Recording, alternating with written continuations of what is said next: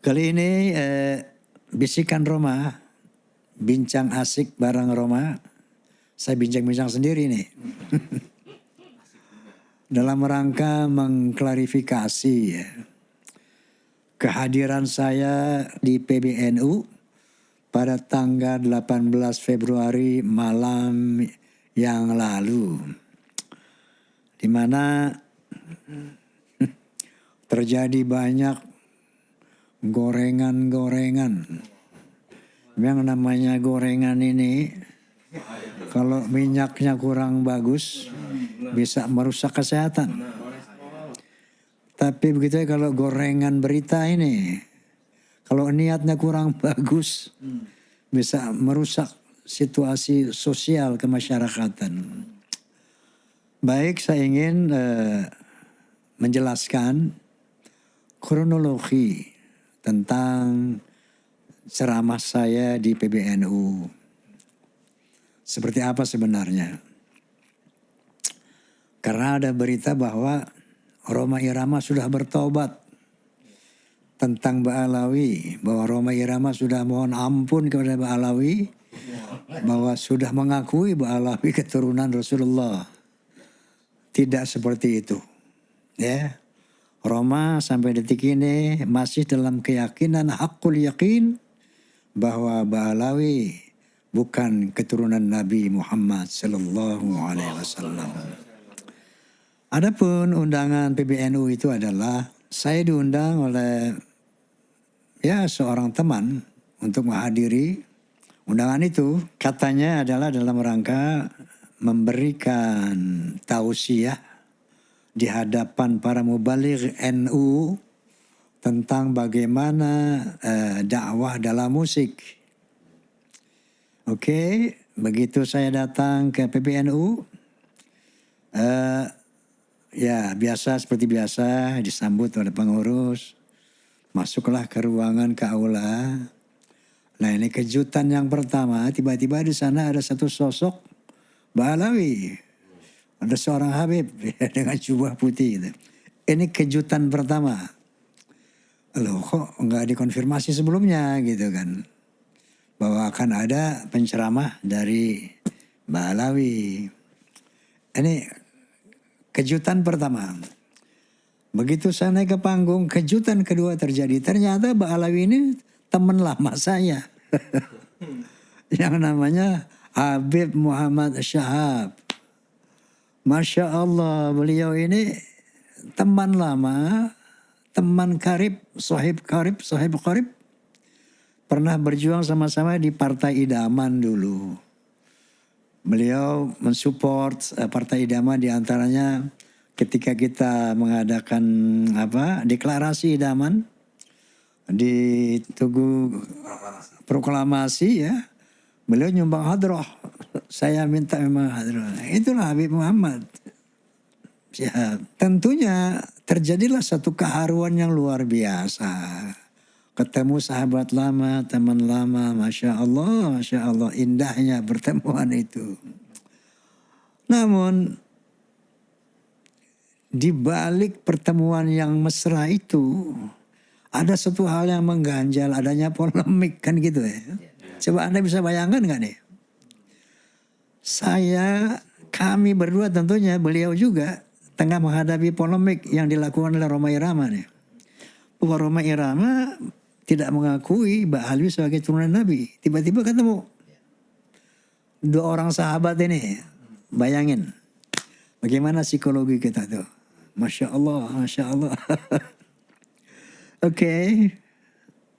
Dan beliau sebagai penceramah pertama, kira-kira yang diceritakan bagaimana pengalaman beliau dengan Rhoma Irama, tentang idaman, tentang nonton film Sajadah Ka'bah pertama Kiai Zainuddin MZ, pertemuan dengan Masya Allah.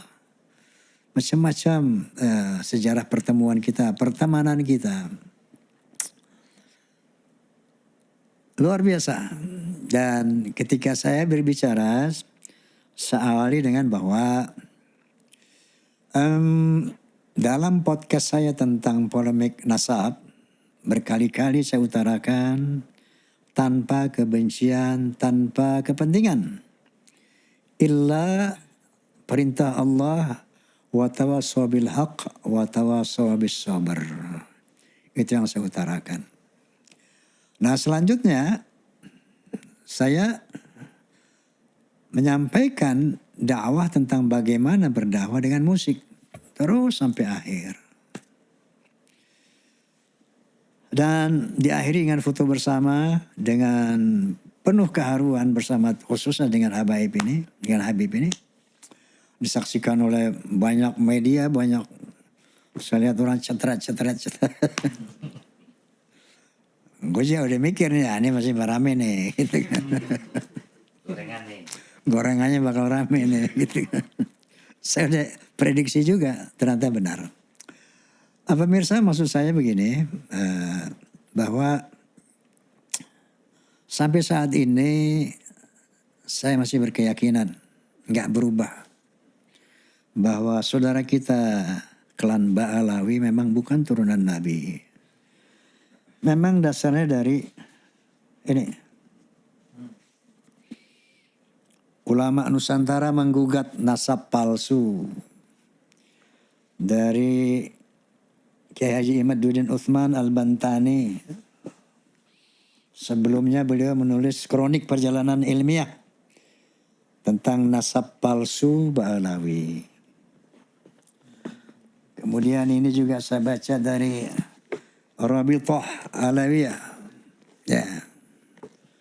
Risalah tentang Ahlul Bait dan nasab Ba'alawi. Nah, jadi sampai detik ini banyak tokoh-tokoh ulama yang punya kaliber nasional, nggak usah saya sebut namanya ya. Di antaranya ada yang bilang bahwa di Tarim itu nggak diaspal, dibiarkan pasir begitu.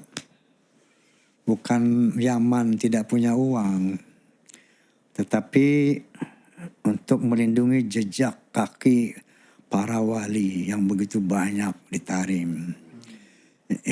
Ini astagfirullahaladzim. Jadi klaim-klaim mereka, pengakuan-pengakuan para ulama, tokoh-tokoh ini ya, tidak mencerdaskan dan tidak meyakinkan, tidak merubah keyakinan saya. Bahkan terakhir ada seorang tokoh NU, seorang Gus, memberikan penjelasan tentang sejarah Ba'alawi juga tidak merubah keyakinan saya dan keyakinan orang banyak.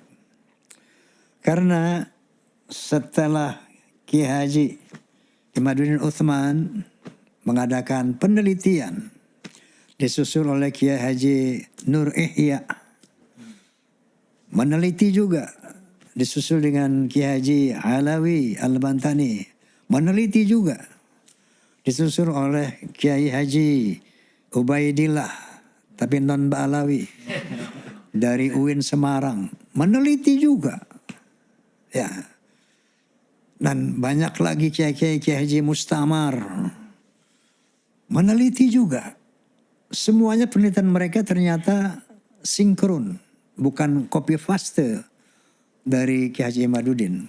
Masing-masing meneliti dan sinkron penelitian mereka. Yaitu secara ilmu nasab dan ilmu sejarah dari abad keempat, 5, 6, 7, 8 Hijriah. Anaknya Ahmad bin Isa itu cuma 3, yaitu Muhammad, Ali, dan Hussein.